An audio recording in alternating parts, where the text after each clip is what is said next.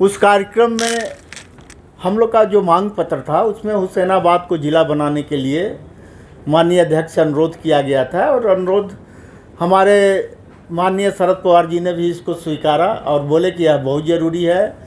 और मेरे ख्याल से उनके द्वारा बातचीत से हमको मालूम हुई दिल्ली में कि उन्होंने 2-3 बार सरकार को इसके विषय में अपनी मांग को दिया, अपने वक्तव्य में बोला कि हुसैनाबाद ज़िला बनाने का सभी मांग जो है, सभी धारा जो भी चाहिए वह पूरी करता है, तो इसको जो है ज़िला बना दीजिए, यह बहुत ज़रूरी है।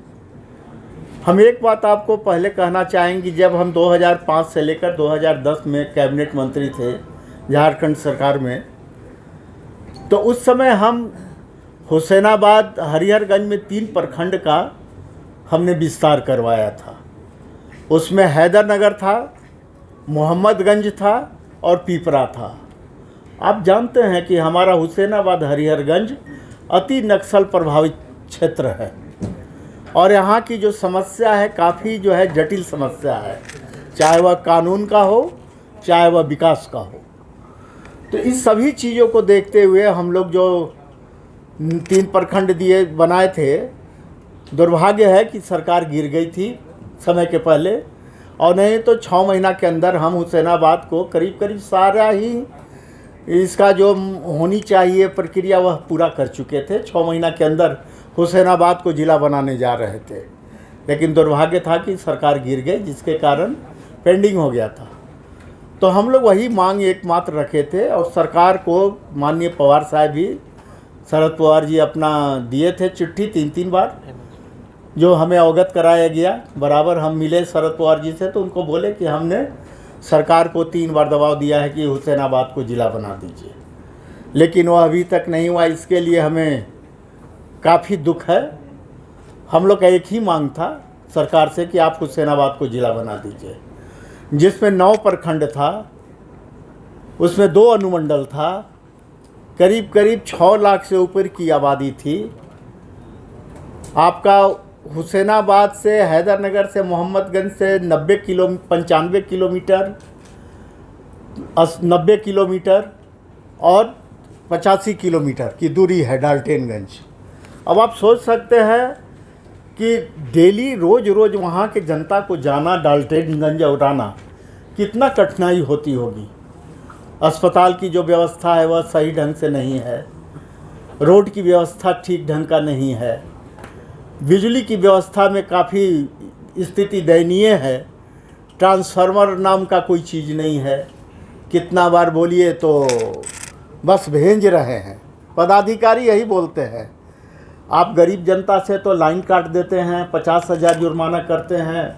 गरीब किसान लोग सुखाड़ की स्थिति में क्या करेगा, आप स्वयं अनुमान लगा सकते हैं। आप लोग भी झारखंड के ही निवासी हैं कि यहाँ पर बिजली की स्थिति क्या है, गांव में अंधेरा है, किसान मायूस हैं। आपको मैं बताना चाहता हूँ, आपको सादर अनुरोध के साथ, कि पूरे जिला ही नहीं पूरे प्रदेश में अकाल की स्थिति हो गई है। अभी जो है रबी फसल जो है, आपका आहर जो होता है, रहर दाल जो होता है, जो चना होता है, जो आपका मकई होता है, तो जितना भी सब है सब बिचड़ा सूख गया है, किसान मायूस है। बिजली नहीं है, ट्रांसफार्मर जला हुआ है। अब आप स्थिति स्वयं आकलन कर लीजिए कि क्या स्थिति देहात ग्रामीण क्षेत्र का है। कैसे आपका ग्रामीण जब आपसे संतुष्ट रहेगा, कैसे स्टेट का विकास होगा? आप स्वयं बताइए कि क्या स्थिति हो गई है। तो अभी पूरे झारखंड प्रदेश में हमारा हुसैनाबाद, पलामू, सब जगह अकाल की भयंकर मार है। लोग किसान चिंतित हैं कि कैसे जो है हम लोग का जो है पालन होगा। बिजली की स्थिति वही है, रोड की स्थिति वही है। और ख़ास करके आपको हम एक बात और बताना चाहते हैं कि जितना भी ब्लॉक है झारखंड में, अब तो और भी लोग जानते होंगे, जितना भी ब्लॉक है हमारे पलामू में, हुसैनाबाद में, ब्लॉक का स्थिति बहुत ही खराब है। ब्लॉक में जो भी पदाधिकारी हैं, चाहे वह बीडीओ हों चाहे सीओ हों, अपने आप को तानाशाह समझते हैं। उनका रवैया जो है बहुत ही घटिया है। जनता को आप काम क्या कीजिएगा, जनता को आप सुविधा क्या दीजिएगा कि जनता से आप सीधे मुंह बात भी नहीं करते हैं, जनता को अपने पास आने नहीं देना चाहते हैं, अपना मनमानी करते हैं। और इसका भी हम लोग पुरजोर आवाज़ उठाए थे विधानसभा में कि अफसरों पर लगाम कसना ज़रूरी है। जनता के जब तक कार्य नहीं होगा तो फिर अफसर क्यों भेजा जाता है जिला में, ब्लॉक में, अनुमंडल में? किसके लिए अफसर भेजा जाता है कि जाइए आपका हम पोस्टिंग कर दिए हैं और जाकर जो है उस जिला में और प्रखंड में लूट मचाइए? इसी के लिए अफसर भेजा जाता है? कोई भी ग्रामीण जनता की कठिनाइयों का समाधान करने के लिए इनके मन में इच्छा नहीं होती है। एक एक जो है वीडियो आपको 4 साल से है, 5 साल से है, क्या करेगा? वो तो तानाशाही करेगा। वीडियो के आप जाइए बताइए कि इस वीडियो का कार्यकाल अच्छा नहीं है, जनता के प्रति उनका जो है बहुत ही घटिया रवैया है। लेकिन यहाँ पर तो है कि कान में तेल डाल के माननीय मंत्री जी सोए हुए हैं। माननीय मंत्री महोदय कान में तेल डाल के सोए हैं और पता नहीं किस किस का ट्रांसफ़र करते हैं और किस नीति से करते हैं। पता नहीं उनका नीति क्या है कि कैसे ट्रांसफ़र होता है। इसलिए इस पर सरकार को पूरा ध्यान देना चाहिए, कड़ाई करना चाहिए। माननीय मुख्यमंत्री जी को इस पर समीक्षा करना चाहिए कि जो वीडियो अगर 4 साल से है उसको क्यों अभी वहाँ रखे हैं। वो तो राजनीति करने लगा, वो तो पैसा लूटने में मशगूल है, वह जनता का क्या काम करेगा? इस सब पर ध्यान देनी चाहिए। रोड की स्थिति खराब है, बालू की स्थिति। अब हम आपके मेन मुद्दा पर आपसे हम आज इस विषय में बातचीत कर रहे हैं। हमने विधानसभा में 2 बार 3 बार आवाज़ उठाई कि बालू की स्थिति पूरे हमारा झारखंड के हर प्रखंड में, हर जिला में काफ़ी दयनीय है। आपका 90% कार्य बालू के अभाव में नहीं हो पा रहा है। विधायक कोटा, आप विधायक कोटा दे रहे हैं, लेकिन विधायक कोटा देकर क्या होगा? हम किसी भी गरीब को विधायक कोटा देते हैं, चाहे हमारे माननीय विधायकगण देते हैं, तो एक उम्मीद पर देते हैं। जो कार्यकर्ता अपना पूरी शक्ति से विधायक को पूरी शक्ति लगाकर विधानसभा भेजने में काम करता है, उस गरीब को एक आसरा रहता है कि हमको माननीय विधायक जी के तरफ से विधायक कोटा दिया गया है, 2 लाख का, 1.5 लाख का, 1 लाख का, उसको हम काम करें। लेकिन जब बालू ही नहीं मिलेगा, एक ट्रैक्टर बालू 15,000 में मिलेगा, तो कौन काम विधायक कोटा में कर लेगा? पीएम आवास योजना जो गरीबों का छप्पर उम्मीद से घसका दिया, हटा दिया कि हमको योजना में राशि मंजूर हो गया है, अब हमको दिया जा रहा है कि हम अपना मकान को ढालेंगे, और बालू के अभाव में बरसात के समय में जो मकान उन्होंने अपना छप्पर हटा दिए, आज वह गरीब परिवार की स्थिति गांव में जाकर आप लोग देखिए। आप लोग भी चौथे स्तंभ हैं इस देश का, इस प्रदेश का, इस जिला के, इस अनुमंडल के, ग्रामीण क्षेत्र के।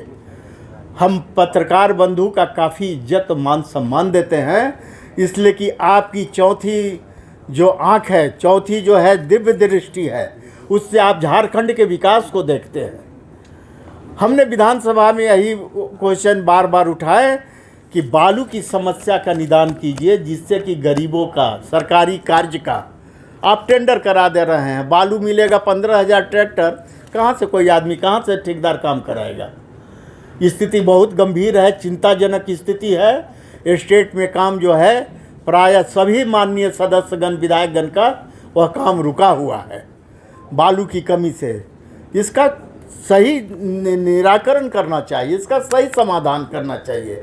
आप क्यों नहीं ऐसा आप उपाय कर रहे हैं कि आप वहाँ पर अनुमंडल में ही इसको जिम्मा दीजिए कि सरकारी राशि का जो है बालू में कोटा में रसीद कटाए, और गरीब हो, चाहे जो है पीएम आवास का काम हो, चाहे विधायक कोटा का, चाहे सरकारी कार्य, इस सभी का जो है वह बालू उचित रेट में लेकर काम का निराकरण करे।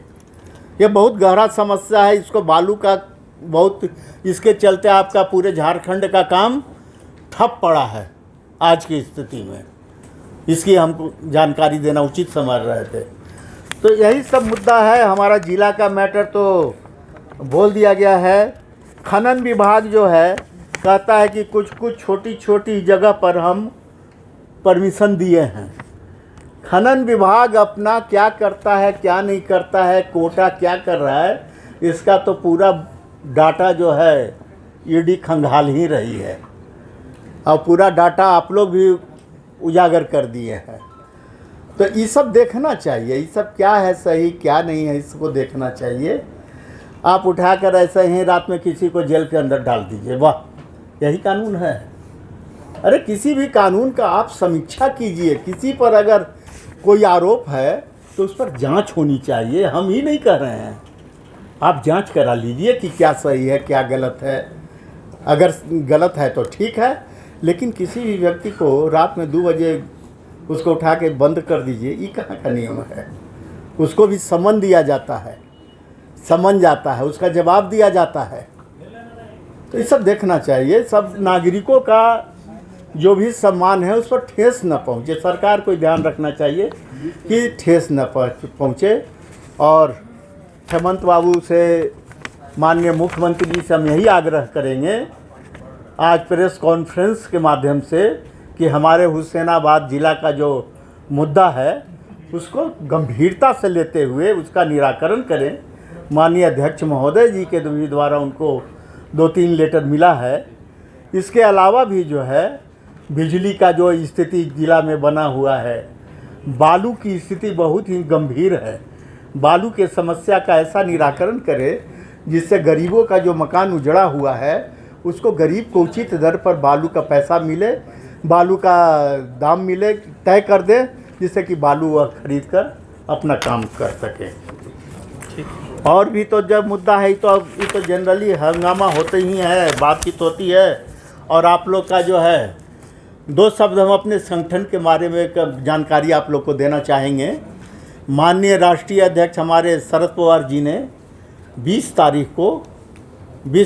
जुलाई को पूरी कमेटी जो है, मतलब सेंट्रल कमेटी का जो है और स्टेट कमेटी में जो भी और भी चीज़ है इसको भंग कर दिए हैं। केवल स्टेट के प्रदेश अध्यक्ष को छोड़कर, महिला अध्यक्ष को छोड़कर, NSY को छोड़कर, इस सब को छोड़कर और भी सेल जो भी है उसको भंग किया है। लेकिन इसका पुनर्गठन होगा और हमारे जो भी 23 तरार जिलाध्यक्ष हैं जो काम कर रहे हैं उनको ये सब सोचना भी नहीं है। बहुत सा हमारा ज़िला आज काफ़ी मजबूत स्थिति में है। जैसे हमारा पलामू हुआ, बोकारो हुआ, आपका जमशेदपुर हुआ, हजारीबाग हुआ, ये सब बहुत जगह जो है, गुमला हुआ, तो ये सब काफ़ी मजबूत है। और अब हम चाहेंगे आपका उधर गोड्डा हुआ, तो हम लोग चाहेंगे कि संगठन का जो भी काम है जिलाध्यक्ष अपना काम करते रहेंगे। करीब करीब 55 से 60 हज़ार हम लोग मेंबर बनाए हैं और अभी हाल ही में इसका जो है जानकारी हम अपने माननीय अध्यक्ष को देंगे। आगे की जो भी प्रगति का मार्ग है उसके लिए राष्ट्रवादी कांग्रेस पार्टी NCP बराबर आगे अग्रणी रूप से बढ़ चढ़ कर हिस्सा लेगी। पुनः आप लोग अपना वक्त निकाल कर आएँ, इसके लिए हम आप लोग को तहे दिल से धन्यवाद देते हैं। बहुत बहुत धन्यवाद।